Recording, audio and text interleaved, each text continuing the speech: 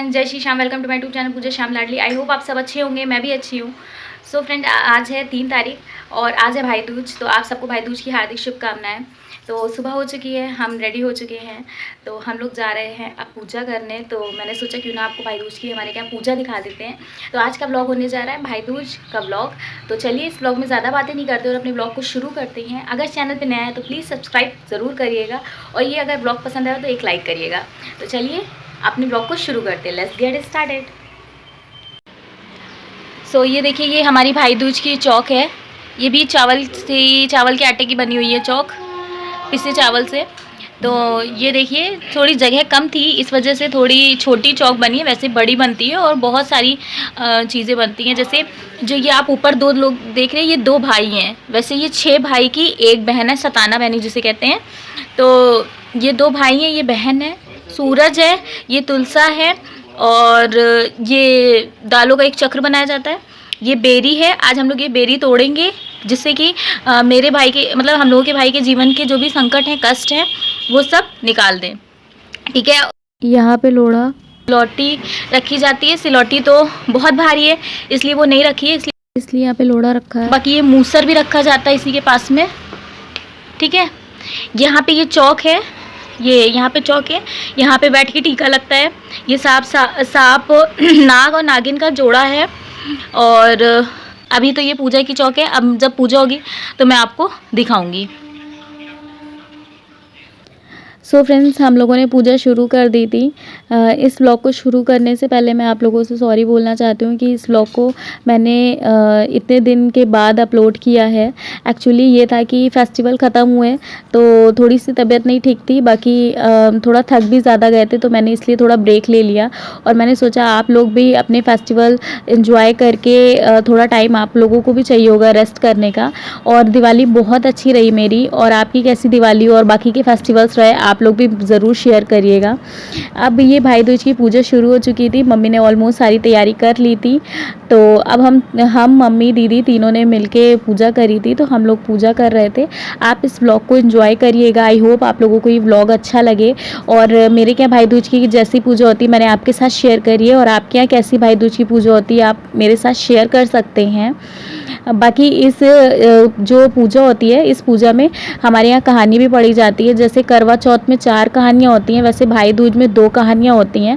आपको आगे कहानियाँ सुनने को भी मिलेगा। मम्मी ने कहानी सुनाई थी भाई दूज की हम लोगों को, आप लोग भी कहानी सुन के एंजॉय करिएगा। और बाकी अब जितनी भी ये सब चीज़ें हैं, इन सब के देखिए हम लोग टीका कर रहे हैं। जैसे नॉर्मल पूजा की जाती है वैसे ही ये भी पूजा होती है। टीका होते हैं, अक्षत चढ़ते हैं, खील खिलौने चढ़ते हैं, मिठाई चढ़ती है, सब कुछ होता है। तो ये देखिए हम तीनों लोग मिलके टीका कर रहे हैं। और बाकी देखिए कोई भी रिचुअल्स होते हैं, कोई भी पूजा पाठ होती है तो बहुत अच्छा लगता है। और वैसे दिवाली जाने के बाद मैंने दिवाली को बहुत मिस कर रही हूँ, कि मुझे लग रहा है कि हाँ बिल्कुल मतलब एक एक्साइटमेंट थी, एक पूजा पाठ की खुशी थी, वो सब थोड़ी सी अब हो गई है ख़त्म। तो अब ये हो रहा है कि हाँ अगली साल का इंतज़ार फिर से करना पड़ेगा, क्योंकि ये साल भर में एक बार तो फेस्टिवल्स आते हैं, तो इन सब की खुशी भी अलग होती है। तो ये देखिए हम सब लोगों ने पूजा कर रहे हैं। आप देख सकते हैं कि कैसे, मुझे लगता है कि ऐसे सबके यहाँ ही पूजा होती होगी, मगर ये कि थोड़ी बहुत चीज़ें अलग हो जाती हैं। बाकी हमारे यहाँ पूजा करने के जो ये पूजा होती है उसके साथ साथ भाइयों की पगड़ियाँ भी बनती हैं। वो सब मैंने आपको आगे दिखाऊंगी और आप देखिएगा कि कैसे हम बहनें अपने भाइयों की पगड़ियाँ बनाती हैं और वो पगड़ी टीका करने के समय लगाती भी हैं।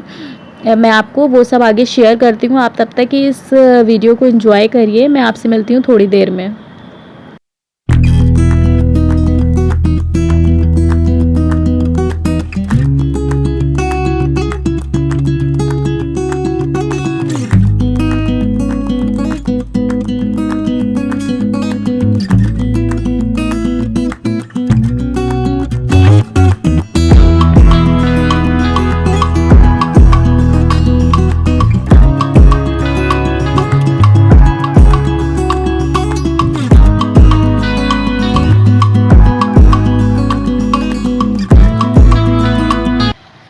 इसकी कहानी प्राचीन समय में मथुरा नगरी में एक राजा राज्य करता था। उसके एक रानी थी, वो सर्वगुण संपन्न एवं सुशील थी। वो गर्भवती थी। उसके यहाँ एक मैत्रानी आती थी, वो भी गर्भवती थी। दोनों में आपस में बातचीत होती रहती थी कि एक दिन उन दोनों में ये शर्त हो गई कि तेरे लड़का हुआ और मेरे लड़की हुई, अथवा तेरे लड़की हुई और मेरे लड़का हुआ तो आपस में एक दूसरे की शादी कर लेंगे। यदि दोनों के लड़के हुए तो वे आपस में मित्र हो जाएंगे, और यदि हम दोनों की लड़कियां हुई तो सहेली बनकर रहेंगी। दोनों ने ये शर्त मंजूर कर ली।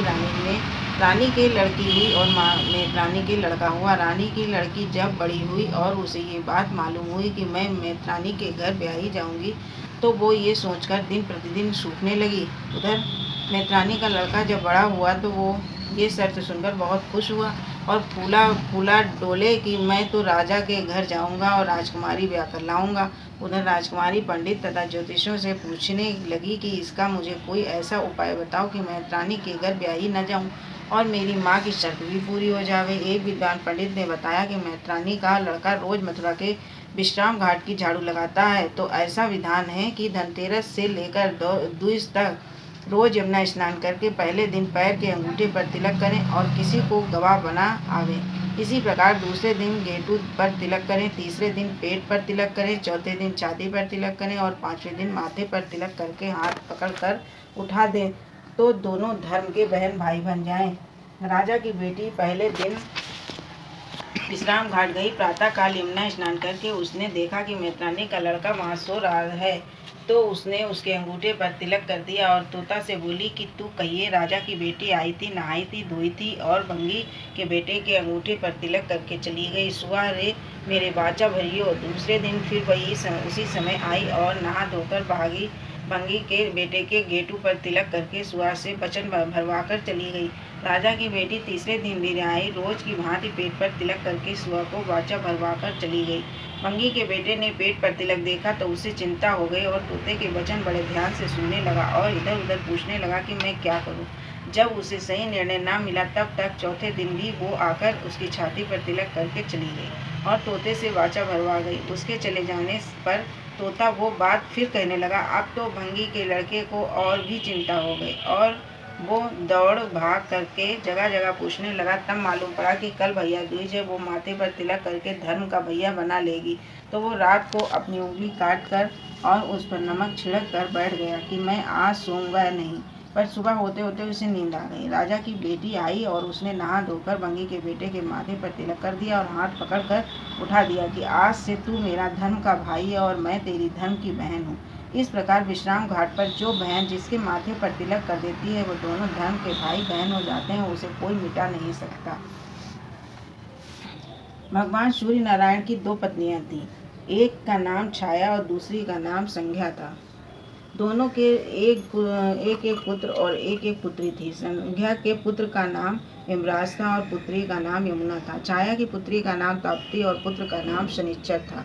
संज्ञा के ही अश्विनी कुमार हुए जो आगे चलकर देवताओं के वैद्य हुए। छाया संज्ञा की संतान यमुना यमराज से सौतेली माँ का सा व्यवहार करती थी। इस प्रताप को देखकर यमराज ने संयमनीपुरी छोड़कर यमलोक बसाया और पापियों का दंड देने का कार्य शुरू कर दिया। यमुना ने देखा कि भाई यमराज यहाँ से चले गए हैं, अब मैं क्या करूँ। ये सोचकर वो तप करने बैठ गई और श्री कृष्ण को पति रूप में पाने के लिए मथुरा में विश्राम घाट पर आकर रहने लगी। जब बहुत दिन बीत गए तब एक दिन यमराज को अपनी बहन यमुना की बड़ी याद आई। यमराज ने यमुना को ढूंढने के लिए चारों तरफ अपने दूत भेजे। यमदूत ढूंढते ढूंढते मथुरा आए, परंतु यमुना कहीं भी ना मिली। बेचारे यमदूत डरते डरते यमपुरी पहुंचे और यमराज को यमुना का ना मिलने का समाचार कह सुनाया। फिर यमराज अपनी यमपुरी में स्वयं चलकर मथुरा आए और यमुना को ढूंढते ढूंढते विश्राम घाट पहुंचे। जब आपने जो ये सफ़ेद सफ़ेद रुई की जो देखा आपने, मैंने और दीदी ने बनाया, मम्मी ने भी बनाया था। इसी को ही हम लोग पगड़ी बोलते हैं। ये कॉटन से बनाई जाती हैं और यही पगड़ी भाइयों के सर पे रख के टीका किया जाता है। तो और वो पगड़ी ही रखे हम लोग पूजा भी करते हैं। देखिए पगड़ी वो रख दी गई थी। फिर उसके बाद अब ये भी एक पूजा होती है। इसको मूसर में हम लोग पूजा करते हैं, मूसर की पूजा होती है।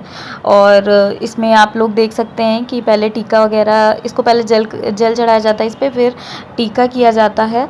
टीका करने के बाद इसमें खिले खिलौने वगैरह सब चढ़ाई जाती हैं और जो ये दिया होता है उसको 6 बार छुआ के 7वीं बार फोड़ दिया जाता है और फिर उसके बाद उसको मिठाई खिला दी जाती है। तो ये सारी चीज़ें हैं, ये सब सब आप देख सकते हैं। और उसके बाद मैं आपको बता दूं कि इस व्लॉग में मैंने बहुत सारी चीज़ें मिस कर दी हैं, क्योंकि जब मतलब एक तो फेस्टिवल होता है, उसके बाद बुआ आई थी और हम लोगों ने बहुत समय बाद मिले थे। हमें लग रहा है बुआ शायद रक्षाबंधन के बाद अब आई थी। तो बहुत सारी बातें होती हैं, बहुत सारे मोमेंट्स होते हैं, तो इस चक्कर में फुर्सत मतलब याद ही नहीं रहता है कि व्लॉग भी बनाना है या फ़ोन चलाना है, कुछ भी नहीं। और फ़ोन अलग था और मुझे बिल्कुल भी ध्यान नहीं था। अब बारी ये देखिए आती है कि ये कांटे निकालने की। आप देख सकते हैं मम्मी इसमें से कांटे निकाल रही हैं। अब इसका थोड़ा ये मान्यता है कि हमारे भाई के जीवन में जो भी संघर्ष कष्ट हो तो वो इन वही कांटों की तरह हम लोग निकाल देते हैं। और हम और दीदी इसको नांग के कांटे निकालते हैं। इसको पहले हम लोग नांगते हैं, फिर कांटे निकालते हैं।